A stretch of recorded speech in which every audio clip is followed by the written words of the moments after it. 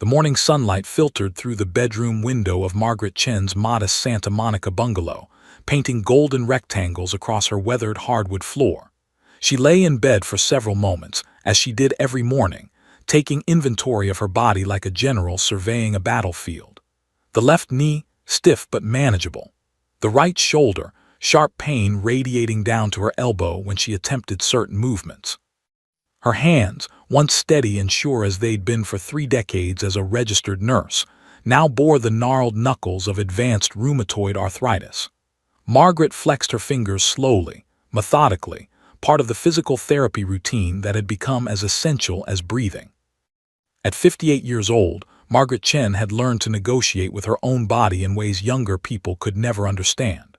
30 years of 12-hour shifts in hospital wards, lifting patients, running between rooms, standing for hours at a time, had taken their toll. The cumulative weight of a lifetime of selfless service was now exacting its price, payment due in daily discomfort and the gradual loss of independence that had once defined her. She sat up slowly, gripping the bed frame with both hands, and waited for the initial dizziness to pass. The small white pills in their compartmentalized organizer on the nightstand awaited her: methotrexate, prednisone, naproxen, and 2 supplements that her rheumatologist swore made a difference. Margaret swallowed them with room-temperature water, a ritual performed before she'd fully awakened. The pills would take 30 minutes to an hour to work their modest magic, reducing inflammation just enough to make the day tolerable.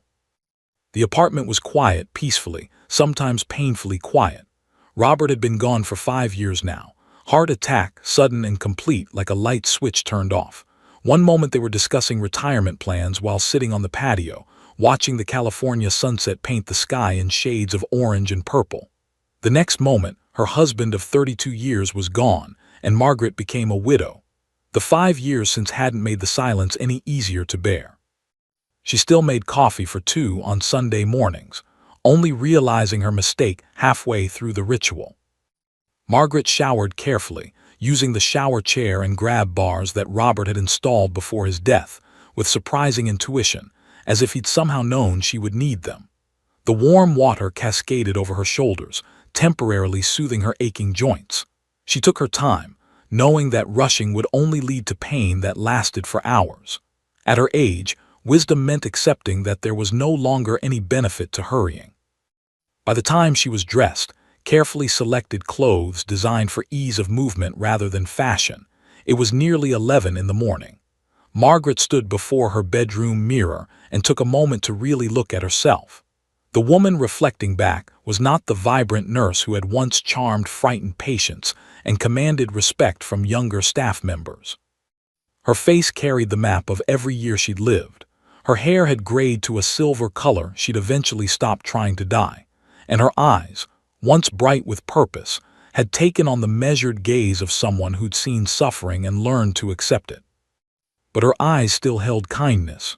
That, she thought, was something the arthritis hadn't stolen. Margaret had decided weeks ago that today would be the day she purchased a birthday gift for her granddaughter, Lily. The child was turning 7 on Saturday, and Margaret had promised to find something special, something that would make Lily's eyes light up in that way that made Margaret feel like she still had something valuable to offer the world. Lily was the bridge that connected Margaret to her son, David, and his wife, Sarah. The relationship had been strained since Robert's death. Her son had suggested, with the gentleness he could muster, that perhaps she should get more involved and not isolate herself, as if Margaret could prevent the world from slowly closing her out. The Walker stood by the bedroom door, aluminum and utilitarian, neither particularly attractive nor particularly welcome. Margaret had resisted it for 3 years before accepting the inevitable truth. Pride was a luxury she could no longer afford. The Walker didn't define her, she'd finally concluded. It simply enabled her to move through a world that had never been designed with people like her in mind. The drive to Crescent Heights took 15 minutes, a route Margaret had traveled hundreds of times before her world had contracted. The shopping complex was the kind of place where wealthy people browsed without concern for price tags, where everything gleamed with the polish of aggressive cleanliness and nouveau rich pretension. Margaret had no particular interest in fashion or designer goods. She came here because the complex had excellent accessibility features, and more importantly, because a boutique called Wonderland Toys occupied a corner space with large doors and minimal steps. She found a parking spot relatively close to the entrance, one of the benefits of arriving in late morning when most of the serious shoppers had already come and gone. Margaret moved from car to walker with the careful precision of long practice, checking that her purse was secure and her phone charged. These small precautions had become automatic, part of the invisible calculations that guided her movements. The marble corridors of Crescent Heights stretched before her, a gleaming testament to wealth and aesthetic perfection. The air conditioning was almost aggressively cold, designed for people who moved quickly and expected comfort on their terms. Margaret moved slowly through the polished space, her walker clicking softly against the stone floor.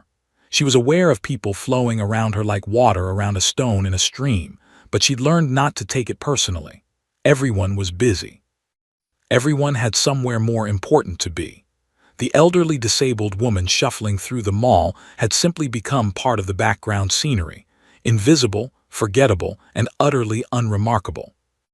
Margaret passed a small cafe where beautiful people sat nursing expensive coffees, and she continued on toward Wonderland Toys, her mind already imagining Lily's face when she opened her gift. She thought about the books she wanted to look at in the toy store, the games that might delight a 7-year-old with her granddaughter's bright, curious mind.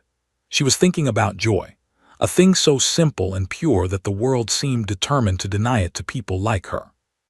The afternoon sun streamed through the floor-to-ceiling windows of the complex, warming the marble and illuminating countless dust particles floating in the air. Margaret Chen moved slowly through this temple of consumption, a woman invisible to the world, with no idea that her ordinary Tuesday was about to become a turning point, not just for her, but for everyone whose path she would cross. She had no idea that her moment was coming. Charles Whitmore checked his Rolex for the third time in as many minutes, the gesture an unconscious habit born from decades of believing that his time was more valuable than anyone else's. The watch had cost more than most people's monthly mortgage payment, a fact he never failed to appreciate. His perfectly tailored Italian suit, purchased during a spring trip to Milan, hung impeccably on his 6-foot frame. At 62, Charles maintained the physique of a man who'd never doubted his right to have whatever he wanted, including perfect health and eternal youth. "This is absolutely unacceptable," he muttered through clenched teeth, his jaw working with barely contained fury. His wife Victoria emerged from the restaurant's ladies' room, her designer handbag, a limited edition Hermes Kelly in crocodile leather, hanging from her perfectly manicured hand. Victoria Whitmore was, by most measures, a stunning woman. 60 years old, she looked 50. Her blonde hair, maintained by a colorist who charged $400 per visit, fell in perfect waves. Her face, refined by the subtle artistry of a renowned plastic surgeon, bore the immaculate appearance of someone for whom aging was treated as a personal failure to be surgically corrected. "Well," Victoria demanded, her voice carrying the particular sharpness of someone accustomed to immediate obedience. "They gave away our reservation," Charles said, his words emerging like individual accusations. "Apparently, they had an unexpected cancellation that they seated another party in. They suggested that we could return next week." Victoria's face darkened in a way that had intimidated wait staff and service workers for the better part of 3 decades. "Did you tell them who you are?" Charles had indeed. The maitre d' had listened politely, expressed sympathy, and then explained that the restaurant's policy was firm. Reservations held only until 20 minutes past the reservation time. Charles and Victoria had arrived 23 minutes late. They'd been held up at a real estate closing, discussing properties worth millions of dollars, and in their minds, surely this justified their tardiness. The world, after all, had always bent to accommodate them. This small, unexpected resistance had shaken something fundamental in Charles's understanding of how the universe operated. The couple moved toward the elevator bank, both radiating the kind of anger that comes not from genuine hardship, but from the rare experience of not getting their way. They had money, power, and the kind of social connections that opened doors in Los Angeles. That a restaurant, had closed a door in their faces felt like an assault on their very identity. The elevator doors opened. Margaret Chen was exiting, her walker positioned in front of her in the doorway as she made her slow, careful transition from the enclosed space to the marble corridor. To Charles, she was an obstacle. To Victoria, she was an annoyance, a walking reminder of mortality and decline, everything both of them had spent substantial sums trying to avoid. "Seriously," Charles said, the word dripping with contempt. He didn't step aside. He didn't wait. He simply stood there, conveying through his posture and expression that Margaret should move faster, disappear, become less of an obstruction to his day. Margaret's shoulders flinched at the tone. She'd heard that particular sound, contempt dressed as impatience, many times before. During her nursing career, she'd witnessed it directed at elderly patients, at disabled individuals, at anyone the world deemed inconvenient. She'd always defended those people, had always insisted on their dignity. Now, that defense was directed at her. "I'm sorry," Margaret said immediately, her voice apologetic despite being the one who'd done nothing wrong. She tried to move her walker to the side, to compress herself into a smaller space, to occupy less room in the world. "Can't you move any faster?" Victoria asked, not truly expecting an answer. The question was rhetorical, designed purely to reinforce Margaret's inadequacy. Victoria had begun to move forward, preparing to simply push past this obstacle that dared to occupy space in her vicinity. In her nervousness, trying too hard to accommodate, Margaret's foot caught slightly on the edge of her walker. She stumbled forward fractionally, not falling yet, but losing her balance in that critical moment when the body betrays the will to remain upright. It was this moment, this split second of physical vulnerability, that Charles seized upon as justification for what he was about to do. "Move," he said, and as he spoke the word, he didn't ask or insist.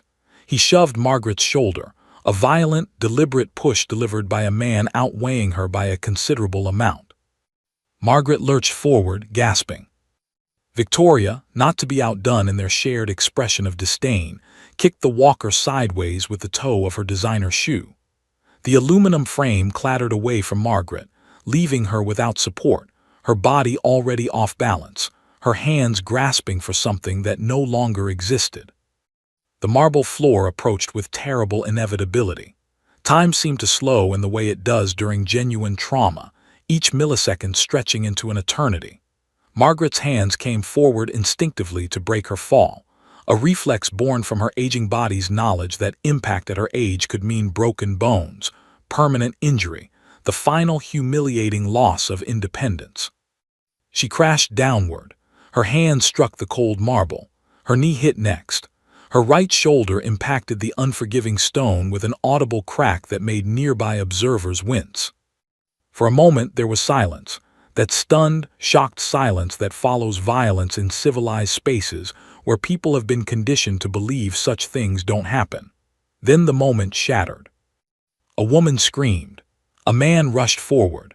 Phones emerged from pockets and purses as if summoned by some primal instinct to document, to witness, to create a permanent record of what had just occurred. Margaret lay on the marble floor, unable to push herself up, her body screaming in pain, her mind in a kind of shocked disbelief. The sophisticated shopping center, the gleaming marble, the designer storefronts, everything seemed to tilt around her. She was aware of Charles and Victoria standing nearby, and she was struck by a horrifying moment of clarity. They weren't rushing to help her. They weren't expressing concern. They were simply standing there, their faces registering annoyance at this complication, as if she'd fallen specifically to inconvenience them. A woman knelt beside her. "Don't move, honey, can you hear me? Don't move." Multiple voices overlapped, creating a cacophony of concern and outrage. "Did you see that?" He pushed her. "Call security. Call 911. I got it all on video. I got everything." A man's voice cut through the noise, older, authoritative, carrying the unmistakable tone of someone accustomed to command. "I'm a physician. Everyone back up. Give her space." But Margaret wasn't listening anymore. She was focused on the fact that her body had failed her in the most public way possible, and she was lying on the ground like a broken toy, visible and exposed and utterly, completely vulnerable to the world. Above her, the lights of Crescent Heights gleamed with cool indifference, illuminating a moment that would ripple outward and touch the lives of everyone present in ways none of them could yet foresee. Commander James Edward Mitchell pulled his restored 1967 Chevrolet Impala into the parking garage of Crescent Heights, his German Shepherd, Rex, sitting calmly in the passenger seat with the practiced composure of a military working dog. At 55 years old, James carried the bearing of someone who'd spent 32 years in the United States Navy, 17 of those years with the elite Navy SEAL teams. His hair, now more silver than black, was cut with military precision. His face bore the weathered appearance of a man who'd spent years in harsh climates, and his eyes, sharp, intelligent, constantly observing, missed nothing. The past 8 months had been the most difficult of James's life, though few would understand why. After 32 years of service, a helicopter crash during a training exercise had resulted in injuries that the Navy's medical board determined were incompatible with continued active duty. A herniated disc that pressed against nerves, chronic pain that medications could only partially manage, and the loss of the physical capability that had defined his entire adult existence. These were the invisible wounds that no medal could honor. The Navy had offered him a comfortable retirement package, and James had taken it, knowing he had no choice. But retirement, he discovered, was a particular kind of death for men like him. Without a mission, without a team, without the clear purpose that had organized his entire life, James found himself adrift in civilian existence, struggling to find meaning in a world that moved at a different speed, that valued different things, that no longer needed him. Rex had been his constant companion for 7 years. The German Shepherd had been trained as a military working dog, specializing in patrol, detection, and protection work. When James had retired, his commanding officer had arranged for Rex to retire with him, a rare privilege granted because of their exceptional bond, and because James had trained the dog from puppyhood. Rex was 10 years old now, his muzzle graying slightly, but his instincts remained sharp, and his loyalty to James was absolute. They understood each other in the way that only warriors could, with a completeness that required no words. James had driven to Crescent Heights specifically to escape the empty house, to find normalcy, to sit in a cafe and pretend that his body didn't ache, that he still had a purpose beyond simply existing. He'd brought Rex because the dog was an excellent therapy animal, and people responded to him in ways they didn't always respond to James. Humans made assumptions about men like him, the military bearing, the alert eyes, the way he seemed ready for conflict at any moment. But when they saw him with Rex, saw the gentleness with which he handled the dog, saw the obvious love between them, their defenses softened. James had parked the car and was preparing to leave the garage, Rex on a perfectly fitted service dog harness, when he heard the sound, not loud enough for most people to notice, but distinct enough for someone trained in tactical awareness to recognize it as trouble. The sound of impact, the sound of violent contact with the floor, the specific acoustic signature of a body hitting marble. His hand tightened on Rex's harness. His tactical awareness, honed through decades of military training, kicked into high gear. He moved with purpose toward the source of the sound, his mind already running scenarios, assessing potential threats, identifying possible courses of action. When he entered the shopping complex, he saw her immediately, Margaret Chen lying on the marble floor, her walker several feet away, her hands braced against the stone. A woman knelt beside her. A man in a suit stood nearby, talking into his phone. Scattered around them were witnesses, phones held up, some recording, some simply staring with the shocked expressions of people who just witnessed violence. James's eyes swept across the scene with the trained precision of someone who'd analyzed dozens of dangerous situations. His gaze landed on Charles and Victoria Whitmore standing motionless, and in the space of a heartbeat, he understood exactly what had happened. The lack of concern on their faces, the way they stood apart from Margaret rather than rushing to help, the subtle body language that screamed indifference and contempt. He'd seen men like Charles Whitmore before, wealthy men who believed the rules applied to other people, men who'd never faced consequences, never learned humility, never understood that civilization rested on the premise of basic human respect. "I'm coming through," James said clearly, his voice carrying the absolute authority of a man accustomed to having his commands obeyed. He moved forward with Rex, his bearing perfectly composed but radiating a kind of controlled intensity that made people instinctively step back. He knelt beside Margaret with surprising gentleness. "Where does it hurt?" he asked, his voice shifting into the calm, reassuring tone he'd learned to use with injured soldiers. "Can you move your toes? Can you feel your legs?" Margaret nodded, her eyes wide with shock and pain. "I'm Commander James Mitchell. I'm a retired Navy SEAL and I'm trained in first aid. You're going to be okay. What's your name?" "Margaret," she whispered. "Margaret Chen." "Margaret, I'm going to carefully check you for serious injuries. Just stay still." As James worked, Rex positioned himself directly beside Margaret, the dog's natural instincts recognizing that she was frightened and hurt. The German shepherd rested his large head gently near her hand, his warm body pressed against her side, a completely untrained but deeply intuitive act of comfort. Rex had spent years with James protecting vulnerable people, and his response to Margaret's distress was automatic and profound.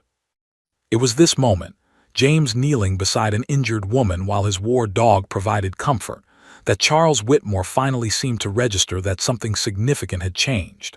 He looked at James, and James looked back. The exchange lasted only a moment, but it was laden with meaning.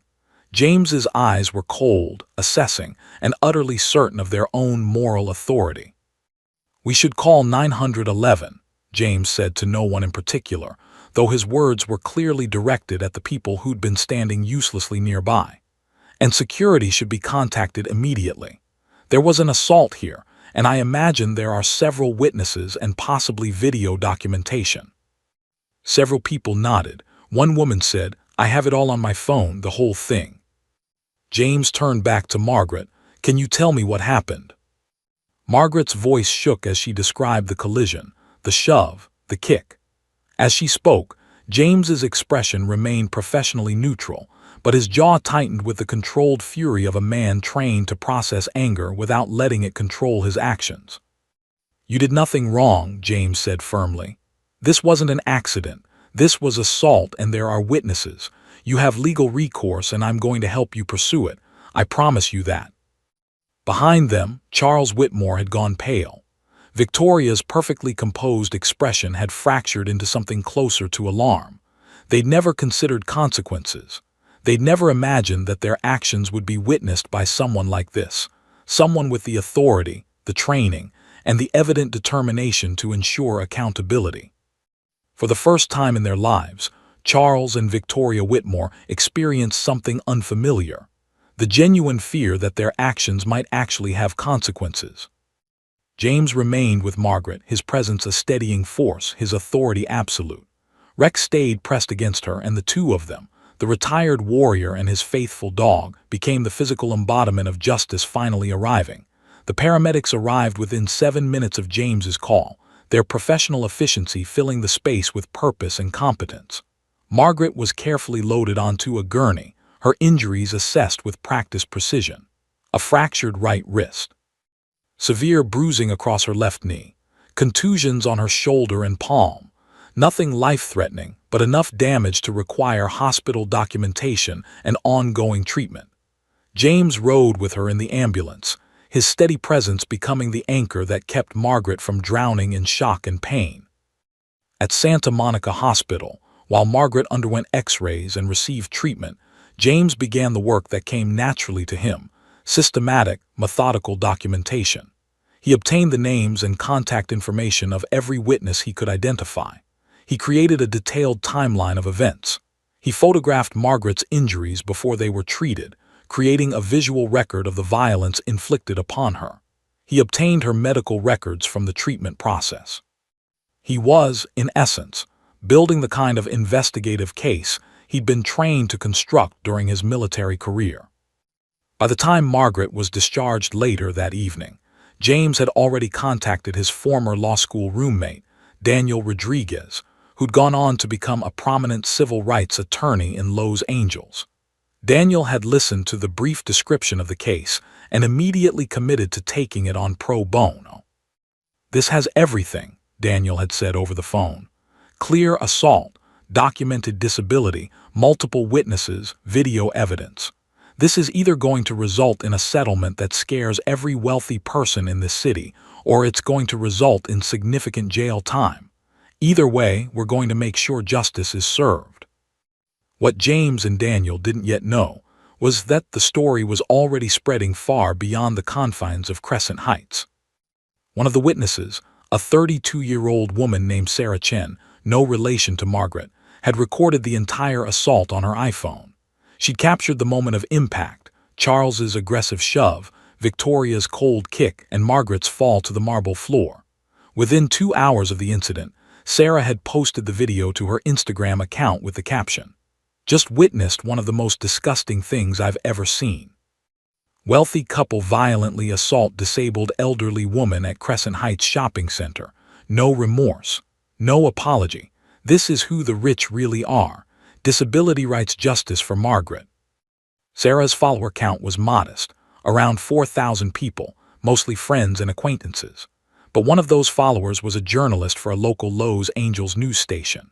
The journalist, recognizing the story's immediate newsworthiness, shared the video internally. By evening news time, clips of the assault were being broadcast on local television channels. By the following morning, the video had been shared across multiple social media platforms and had accumulated over 2 million views.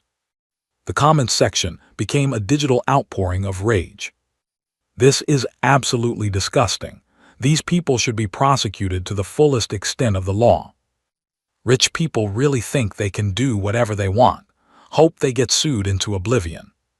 Has anyone identified these monsters yet?" It took less than 12 hours for someone to identify Charles and Victoria Whitmore by name. Within 24 hours, their photographs were circulating on social media, along with detailed information about their real estate development business, their property holdings, and their past. People began digging into their history, and troubling patterns emerged. A former household employee came forward on Reddit, describing years of verbal abuse and disrespect. A woman who'd worked as a server at a restaurant the Whitmores frequented shared a story about how Charles had publicly humiliated her for bringing the wrong wine. The comments multiplied, each new revelation adding another layer to the portrait of a couple whose cruelty extended far beyond a single moment at a shopping mall. News outlets began investigating. Local journalists made calls to the district attorney's office. Editorials appeared questioning how wealthy people seemed to operate under a different set of rules than ordinary citizens. By day 3, Charles Whitmore's real estate development firm had begun receiving cancellation notices from business partners. The Whitmores' names were being pulled from charitable boards they'd served on for years. The country club they'd been members of for 2 decades issued a statement indicating that the club's board was reviewing their membership in light of conduct unbecoming. It was on day 3 that the true scope of the security footage from Crescent Heights became apparent. The shopping center's security system had 12 cameras throughout the complex, and several of them had captured the incident from multiple angles. The footage was beyond question: Charles's deliberate shove, Victoria's kick, the moment of Margaret's fall, the look of indifference on their faces as she lay on the ground. The cameras also captured the moments afterward, the Whitmores not attempting to help, not expressing concern, not demonstrating the slightest indication of remorse. James obtained copies of this footage and personally delivered them to Daniel Rodriguez. Daniel, in turn, shared portions of it with selected news outlets, creating a carefully orchestrated media strategy designed to maintain pressure on law enforcement while protecting Margaret's privacy and dignity. On day 4, the Los Angeles Police Department announced that charges would be filed against Charles and Victoria Whitmore for aggravated assault. The district attorney's office released a statement indicating that the case represented a serious crime, a violent assault on a vulnerable victim, and that they intended to pursue it with appropriate force. Social media erupted in what people called a reckoning. The Whitmores' past became public narrative. Their children, including their adult son Michael and daughter Jennifer, were approached by reporters. Both declined to comment initially, though Jennifer later issued a brief statement indicating that she was deeply ashamed of her parents' actions. Michael went further, refusing to defend them and indicating that he was fully supporting the victim in seeking justice. Charles Whitmore's business partnerships began to dissolve. A major development project in downtown Los Angeles, a project that would have generated significant revenue for the Whitmore Development Company, was pulled by the principal investor, who cited reputational concerns. Meanwhile, Margaret was dealing with her own recovery, both physical and emotional. The bruises were healing, but the psychological trauma lingered. She had nightmares about the moment of impact, about the cold indifference on the Whitmores' faces. James visited her daily, bringing Rex with him, the dog's presence providing comfort that extended beyond words. On day 5, James arranged a meeting between Margaret and Daniel Rodriguez. The attorney explained the charges being filed, the potential outcomes, the civil litigation strategy that was being developed.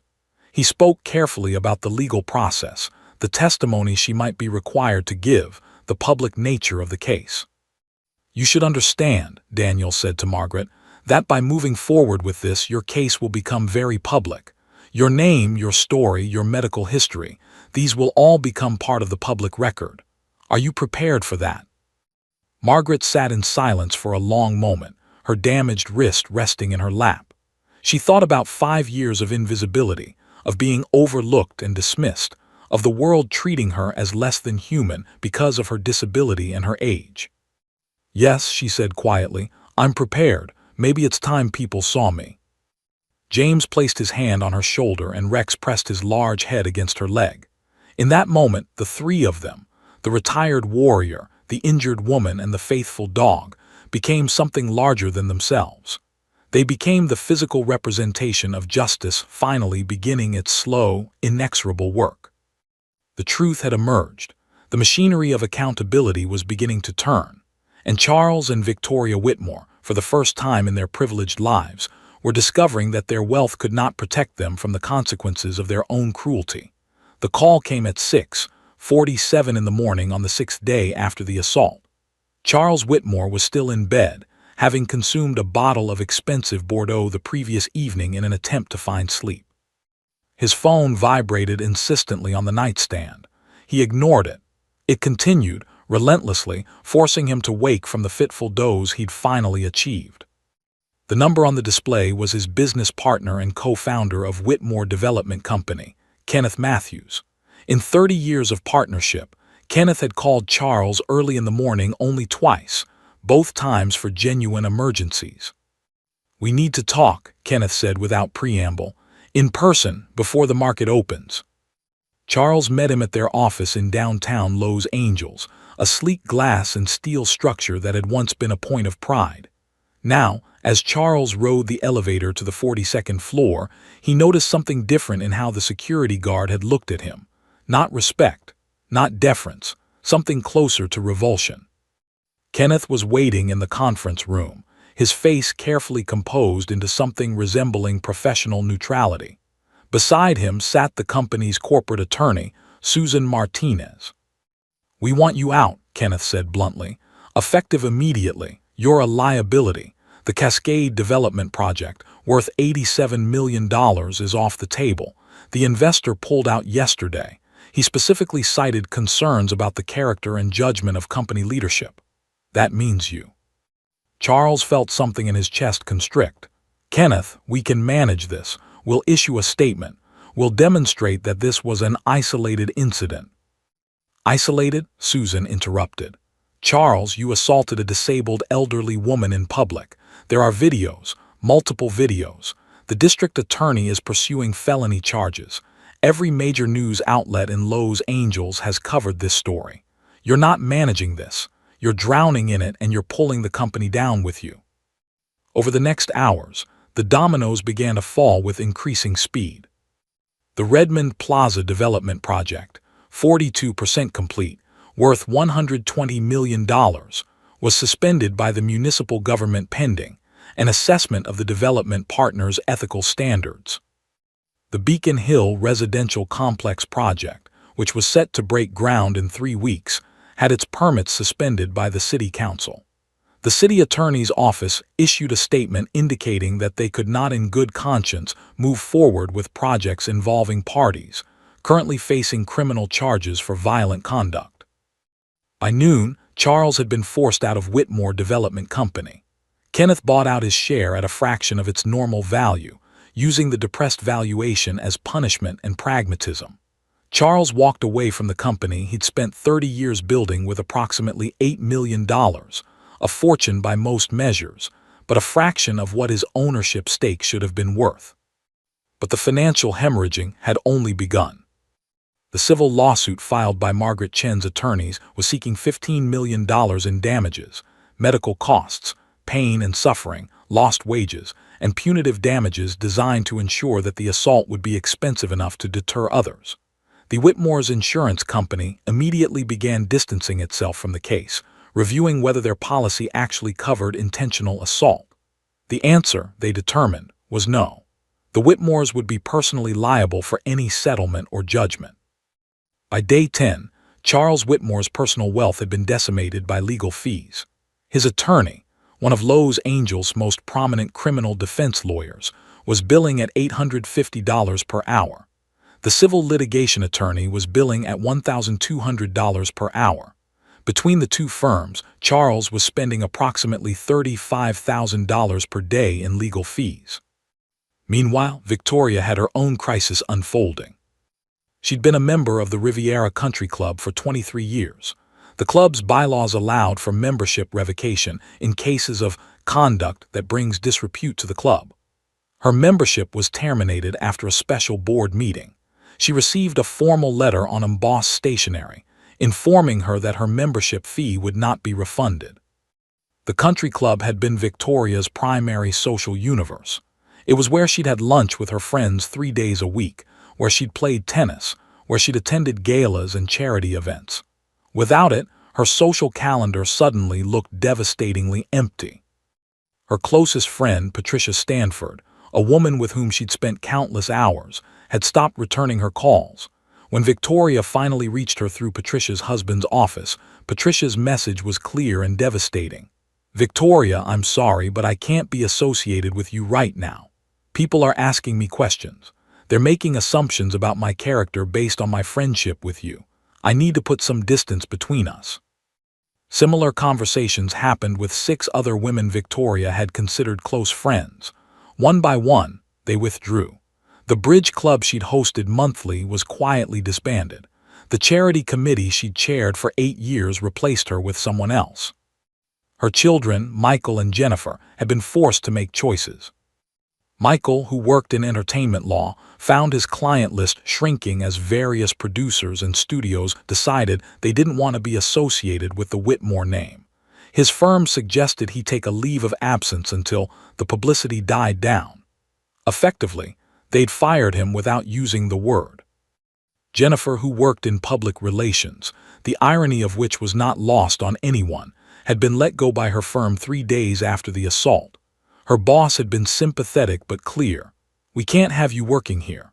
Our clients are asking for assurances that your family's behavior won't reflect on our company. For everyone's sake, it's best if you move on."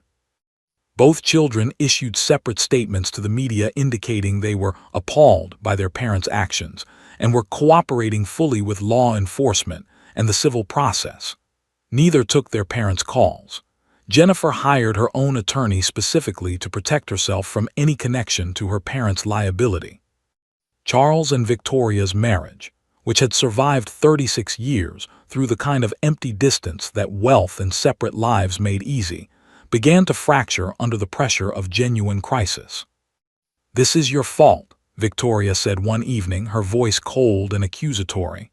"You pushed her. You made the physical contact. I was just—" "Just what?" Charles snarled. "Innocent. You kicked her walker, Victoria. You kicked an elderly disabled woman. There's video documentation." They began sleeping in separate bedrooms. Victoria considered hearing her own attorney separate from Charles's, essentially positioning herself to throw her husband under the bus in hopes of minimizing her own culpability. The house, Their beautiful mansion in the Hollywood Hills, worth $8.4 million, was increasingly under threat. The legal judgments and settlements they were facing would likely exceed their liquid assets. They were going to have to sell it. The thought consumed Victoria more than the guilt of her actions ever could. By week 3, the psychological toll was evident in both of them. Charles had lost 15 pounds, his face gaunt and gray. Victoria had begun experiencing panic attacks, her body's response to the loss of status and security that had organized her entire adult life. On day 21, Charles received notice that his membership in the Los Angeles Country Club had been voluntarily terminated per his own written request, except he'd never requested it. They'd simply expelled him and given him the option of pretending it was voluntary. The empire that Charles and Victoria had spent decades building, an empire constructed of money, power, social position, and the casual cruelty that wealth enabled, was collapsing around them with accelerating speed. What they were discovering was something no amount of money could protect them from: the simultaneous withdrawal of every social and professional prop that had held their lives aloft. They were alone, increasingly broke, and facing the very real possibility of prison time. The irony, bitter and complete, was that for the first time in their lives, Charles and Victoria Whitmore were experiencing something approximating what a significant portion of the human population experienced regularly: the consequences of their own actions. Margaret Chen sat in the makeup chair at the Los Angeles Times studio, watching as a professional applied foundation and highlighting to her face. 6 weeks had passed since her assault, and she'd been asked to appear on California Today, a morning talk show with significant reach throughout the state. The makeup artist, a kind woman named Rosa, was being exceptionally gentle around the still fatting bruises on Margaret's face. "You're going to do great," Rosa said softly. "My grandmother is disabled too. Thank you for speaking up." Margaret felt tears prickling at her eyes, which would have been a disaster for the makeup application. She took a breath and steadied herself. Over the past month and a half, she'd been surprised by how many people approached her with similar stories of invisibility, of disrespect, of being treated as inconveniences by a society that hadn't been designed for their bodies or their limitations. The interview lasted 45 minutes and was far more substantive than Margaret had expected. The host, a woman named Patricia Morrison, asked thoughtful questions about what it felt like to be assaulted, about living with disability in a world that seemed determined to ignore disabled people, about the moment Margaret's life changed forever. "I want to be clear about something," Margaret said, her voice steady and clear. "I'm not special because I survived being attacked. Millions of disabled people navigate hostile environments every single day. What happened to me was shocking because it was caught on camera and happened to someone in public. But the disrespect, the dismissal, the assumption that disabled people are inconveniences, that's constant. That's the water we swim in." The segment aired the following morning and was immediately shared across social media. By noon, it had accumulated over 3 million views. The comments section was divided between people expressing support for Margaret and people defending the Whitmores, but the narrative had shifted. Margaret was no longer just a victim, she was becoming a voice. Over the next 3 weeks, Margaret was invited to speak at disability rights organizations, at universities, at schools. She accepted every invitation that her healing body could accommodate. She spoke about the invisibility of disability, about the ways that society's architecture, both physical and social, excluded disabled people, about the importance of seeing people rather than dismissing them. She spoke at Loyola Marymount University to an auditorium of 400 students. She spoke at a high school in Compton, where she told teenagers that their treatment of elderly and disabled people would define their character far more than their grades or their social status. She spoke at a community center in Boyle Heights to a room full of elderly Latina women who recognized in her story echoes of their own experiences. After each event, people approached her with tears in their eyes. An elderly man told her that her speech had convinced him to finally leave his house again after 5 years of isolation following a stroke. A young woman with cerebral palsy said that seeing Margaret's dignity had helped her accept her own disabled identity. A teacher said that she'd changed how she taught her students about respect and inclusion. It was James who suggested the foundation.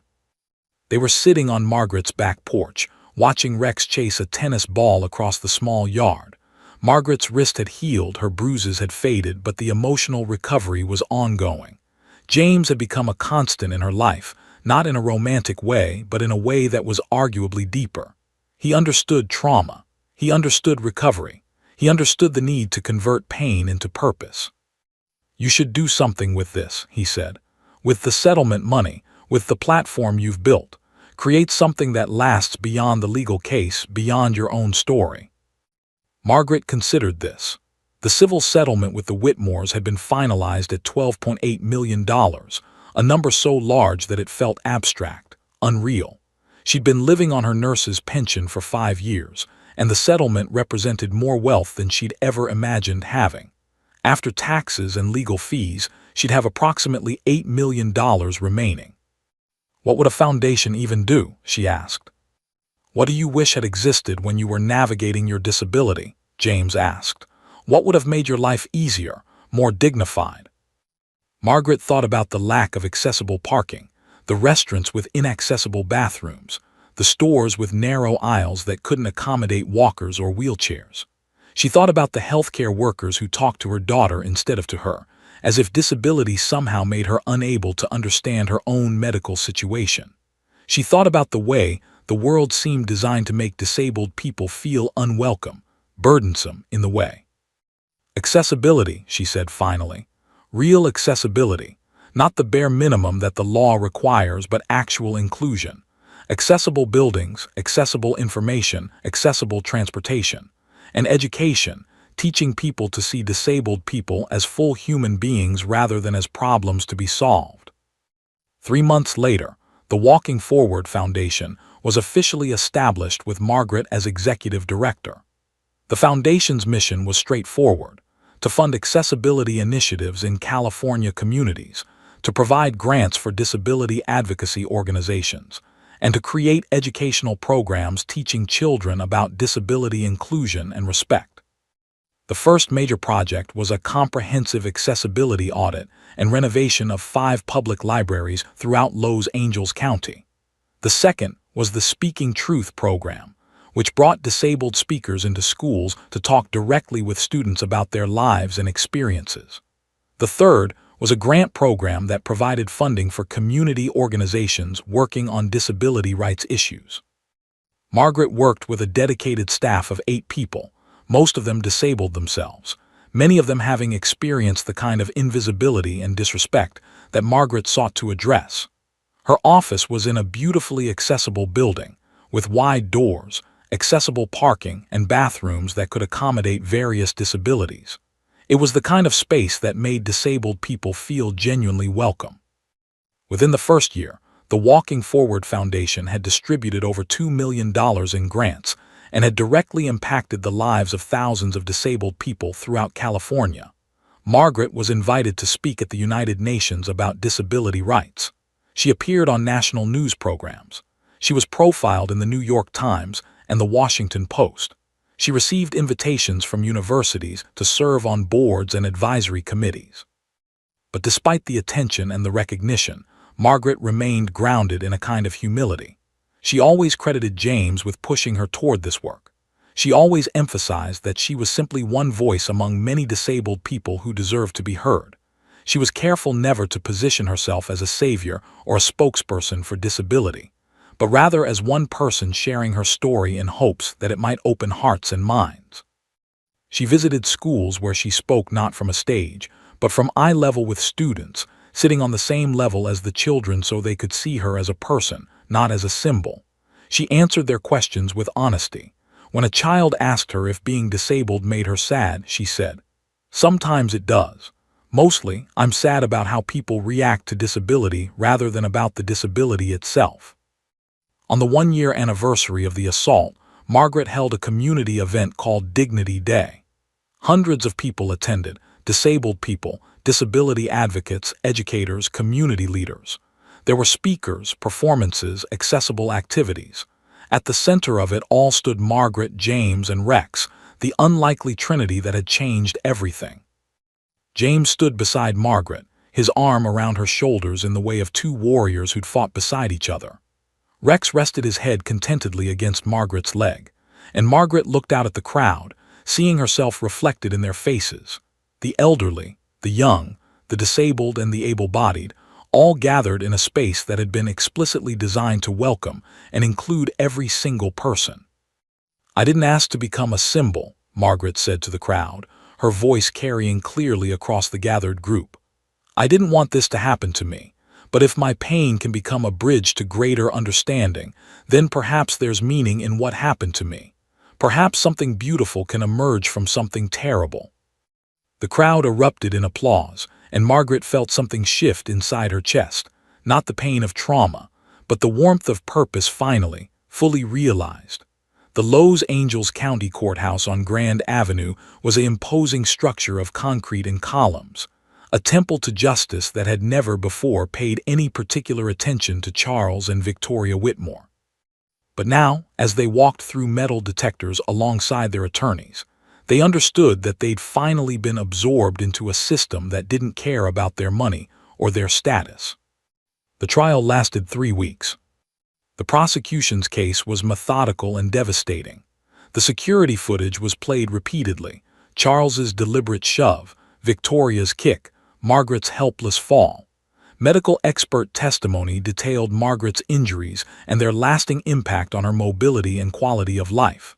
Margaret herself took the stand, her composed testimony more powerful than any dramatic emotion could have been.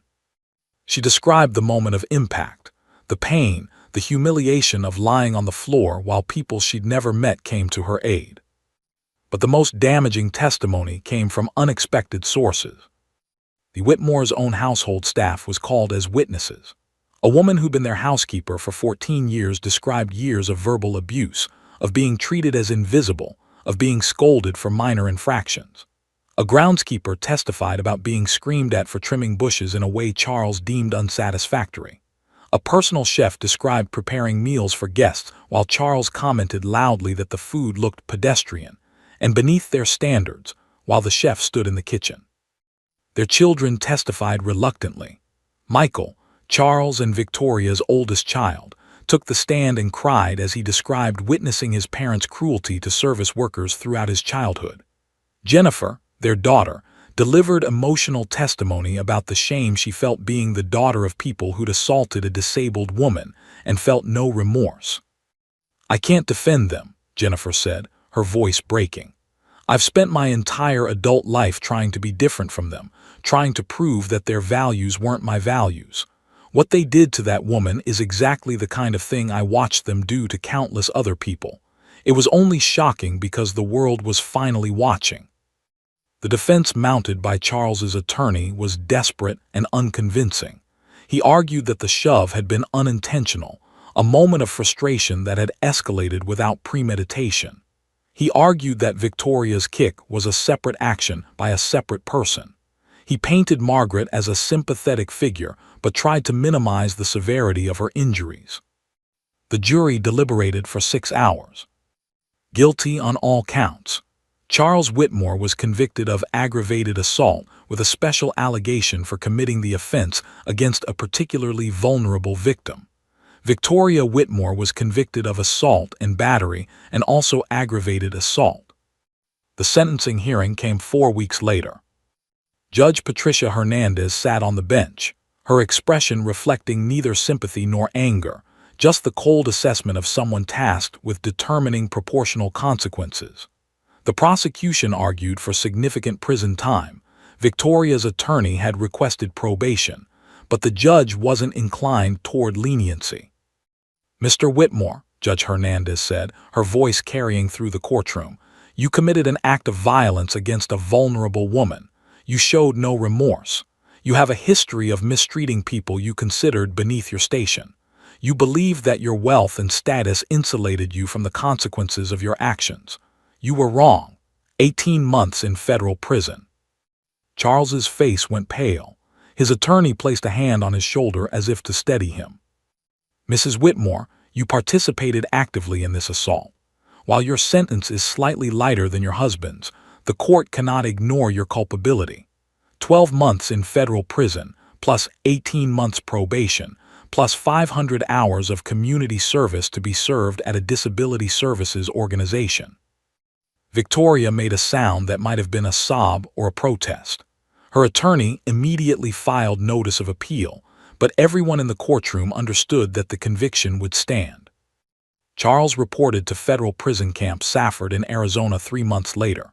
It was a minimum security facility, chosen, he suspected, because the judge wanted to avoid him being placed in a more dangerous environment. But minimum security didn't mean comfortable. Charles was placed in a dormitory with 11 other inmates. His cellmate was a 58-year-old man named Raymond who'd committed tax fraud. They shared 12 feet by 12 feet of space. The other inmates knew who Charles was. His case had been national news. Several inmates had elderly parents, disabled family members. His assault on Margaret had resonated with real people who'd experienced the kind of dismissal and disrespect Charles represented. He wasn't physically attacked, but he was isolated. Meals were taken at a table by himself. The television room emptied when he entered. Other inmates made comments loud enough for him to hear, about wealthy people who thought they could do anything, about men who hit women, about rich people finally facing consequences. The humiliation was constant and inescapable. Charles was assigned to work in the prison kitchen, a job that paid 12 cents per hour. He worked 10-hour shifts, washing dishes, preparing food, taking orders from a 22-year-old guard who addressed him as Whitmore with no honorific, treating him with the dismissive indifference Charles had once shown to people like Margaret. The kitchen supervisor was a woman who'd been imprisoned for embezzlement and had no patience for his complaints about the difficult work. "You think this is hard," she said one afternoon. "You assaulted an elderly disabled woman. You're lucky you're alive." He lost 30 pounds over the first 4 months, not from deprivation. The food was adequate if unpleasant, but from stress and the loss of the comfortable routines that had organized his life. His hair grayed further. His face became gaunt. He was aging years in months. Victoria's experience was perhaps even worse because she never adjusted. She reported to Federal Prison Camp Dublin, a women's facility in Northern California. Her cellmate was a woman named Torres who'd been imprisoned for drug trafficking. Torres recognized Victoria immediately and had little sympathy for her circumstances. Victoria's background in charity work didn't translate into prison volunteer positions. She was assigned to grounds maintenance. Essentially, she spent 8 hours a day picking up trash and maintaining landscaping. Her hands, which had never done physical labor, developed calluses and blisters. The sun, which she'd spent her life avoiding, burned her fair skin. She was required to participate in anger management and violence reduction programs, therapy groups where other inmates, many of them victims of abuse themselves, confronted her with the reality of her actions. "You kicked a woman's walker out from under her," one woman said during a group session. "Do you understand what that means? Do you understand that she could have died, that you permanently disabled her further, and you're crying about your hands hurting from picking up trash?" Victoria began experiencing severe panic attacks. The prison medical staff prescribed antidepressants. She lost weight rapidly, dropping from 130 pounds to 98 pounds over 6 months. She cut her hair short, no longer caring about appearance in a place where appearance meant nothing. Neither Charles nor Victoria received visitors. Michael and Jennifer had made it clear that they wanted no contact. Their few remaining friends had moved on. The people they'd considered close relationships revealed themselves to have been entirely transactional. Their mansion was foreclosed upon and sold at auction. The proceeds barely covered the legal fees and the settlement with Margaret. By the time both Charles and Victoria had completed their sentences, they were no longer wealthy people who'd experienced temporary setback. They were broke. Charles was released after 18 months. He emerged into a world where his name was synonymous with shame. No corporation would hire him. He eventually took a job at a warehouse, earning $15 per hour, working in the heat and the physical demanding conditions that his body, never hardened by actual labor, found nearly unbearable. Victoria, released after 1 year plus probation, attempted to find work. No one wanted to hire her. She eventually found employment at a retail store, where she worked for minimum wage, serving customers, taking orders from people 30 years younger than her, experiencing daily the kind of disrespect she'd once inflicted on others. The cruelest consequence was that neither of them could escape the knowledge of what they'd done. They couldn't travel to Europe to wait out the scandal. They couldn't move to another city where their name meant nothing, because by then, internet searches and social media ensured that their names would forever be linked to their crime. Charles and Victoria Whitmore didn't just lose their money and their status. They lost the illusion that insulated them from reality, the belief that they were different, better, exempt from the rules that governed ordinary people. And they discovered that the loss of that illusion was perhaps the most painful consequence of all. 18 months after her release from federal prison, Victoria Whitmore sat in a coffee shop in Santa Monica, her hands trembling as she waited for Margaret Chen. She'd practiced this moment 1,000 times, in prison, during anger management sessions, during the long nights when she worked retail shifts for minimum wage and had time to think about the person she'd become and the person she needed to be. The letter had come through James Mitchell, who'd agreed to act as an intermediary.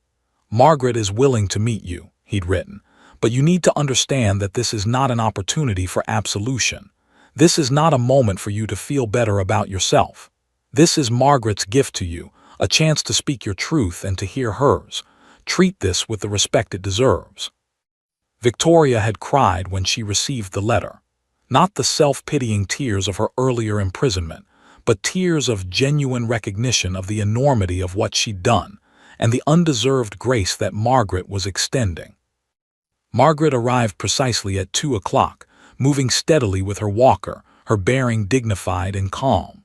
She wore simple clothes, jeans and a blue shirt, nothing like the designer wardrobe Victoria remembered. She looked healthier than Victoria had expected, more whole somehow, despite the physical limitations that the assault had exacerbated. "Hello, Victoria," Margaret said, settling into the chair across from her with the careful precision of someone still managing chronic pain. Victoria opened her mouth and found no words. The practice speech she'd memorized, the apology she'd rehearsed, suddenly felt inadequate, hollow, insufficient. "I don't expect you to say anything perfect," Margaret said gently. "There is no perfect apology for what you did. There's just the attempt to acknowledge harm and the commitment to do better." Victoria began to speak, and the words came from a place deeper than the carefully prepared script. She talked about the woman she'd been, empty, privileged, cruel, without ever acknowledging her cruelty. She talked about the moment in prison when she realized that the person she'd spent her entire life trying to be, beautiful, powerful, above the rules, was a person worth despising. "I thought I was unhappy because I didn't have enough," Victoria said, her voice breaking. "But I was unhappy because I was a terrible person, and deep down I knew it. I covered it up with money and status, but I knew it." She talked about attending anger management and violence reduction programs, and finally understanding the impact of violence on victims. She talked about the elderly woman in her cell block, a former teacher, who'd helped her see that every person she'd been dismissive toward had an entire inner life, hopes, dreams, dignity that had nothing to do with her assessment of their worth. "I kicked your walker," Victoria said, the words harsh and raw. "I kicked it out from under you. I did that deliberately. I don't know if I can ever forgive myself for that moment." "You may not," Margaret said simply, "and that's appropriate. Some things don't deserve to be forgiven, but I can forgive you, not because what you did was okay, it wasn't, but because holding on to anger at you would poison my own life, and I've chosen not to let your cruelty destroy me twice." They talked for 2 hours. Margaret told Victoria about the foundation, about the work she was doing, about the thousands of disabled people whose lives had been improved by the accessibility initiatives funded with money that essentially came from Victoria's cruelty. There was a strange symmetry to it. Victoria's violence had created the conditions for Margaret to build something beautiful. "I want to help," Victoria said finally. I don't know what I can offer, I'm nobody now. I have no money, no status, but I want to help. Margaret considered this carefully. There's a disability services center not far from where you live. They're always looking for volunteers. If you work there genuinely with respect for the disabled people you serve, then yes, you can help. Not to make yourself feel better, to contribute something of value. 3 months later, Victoria began volunteering at the Los Angeles Disability Services Center. She started in the most basic role, helping with administrative tasks, answering phones, cleaning the facility. Her supervisor, a woman named Angela who'd been paralyzed in a car accident, didn't extend her any special consideration. "I don't care about your past," Angela said during Victoria's first day. "I care about whether you show up, do the work, and treat disabled people with genuine respect. Can you do that?" "Yes," Victoria said, "I can." And she did. Over the course of a year, Victoria became an integral part of the center. She worked with disabled people one-on-one, helping them navigate social services, attending medical appointments with them, listening to their stories without judgment. She discovered that she had a talent for connecting with people one-on-one, for seeing them as individuals rather than as categories or problems. The transformation wasn't complete. Victoria still struggled with the losses she'd endured, still felt the sting of humiliation, still carried guilt about her past. But she began to understand that these feelings were appropriate, that they served as a constant reminder to be better, to do better, to see other people as fully human. Meanwhile, James and Margaret launched their ambitious mentorship program, Warriors and Witnesses. The program paired veterans, like James, many of them struggling with physical injuries, PTSD, and the loss of purpose that military discharge created, with at-risk youth from disadvantaged backgrounds. The program was brilliant in its simplicity. Veterans would mentor youth, teaching them discipline, resilience, and the importance of service to others. In return, the youth would help the veterans recognize that they still had value, that their experiences still mattered, that there were people who needed what they had to offer. James served as the program's director, drawing on his military connections to recruit veteran mentors and his credibility within the community to recruit at-risk youth. Margaret served as the heart of the program, connecting both mentors and mentees to the broader mission of building a more compassionate society. The program's impact was immediate and measurable. Youth participants showed improved school attendance and grades. They were less likely to engage in risky behaviors. More importantly, they developed relationships with mentors who saw their potential and believed in their futures. Veterans in the program experienced renewed sense of purpose. Several found employment because their mentoring work demonstrated that despite their physical limitations, they still had valuable contributions to make. Others simply found community, a group of people who understood what they'd been through and could support them through the transition to civilian life. 1 year after the program's inception, a grand Dignity Day celebration was held in a beautifully accessible park in downtown Los Angeles. Thousands of people attended, disabled people, veterans, youth, educators, community leaders, and ordinary citizens who'd been moved by the story. Margaret stood at a podium, with James beside her and Rex at her feet. Victoria stood several rows back, no longer seeking attention or recognition, simply grateful to be in a space where her presence was tolerated and her contributions were acknowledged. "I didn't ask for this," Margaret said, her voice carrying across the gathered crowd. "I didn't want to be assaulted. I didn't want to experience the pain and trauma of that moment. But I've learned that we don't always get to choose what happens to us. We only get to choose what we do with what happens to us." She paused, looking out at the crowd. 2 years ago, I was invisible. The world had decided I was inconvenient, that I didn't matter. One moment changed everything, not because my assault was unique, but because people decided to pay attention. And in that attention, something beautiful emerged. She talked about the thousands of people whose lives had been improved by accessible buildings, by transportation programs, by educational initiatives. She talked about the warriors who'd found purpose and the youth who'd found hope.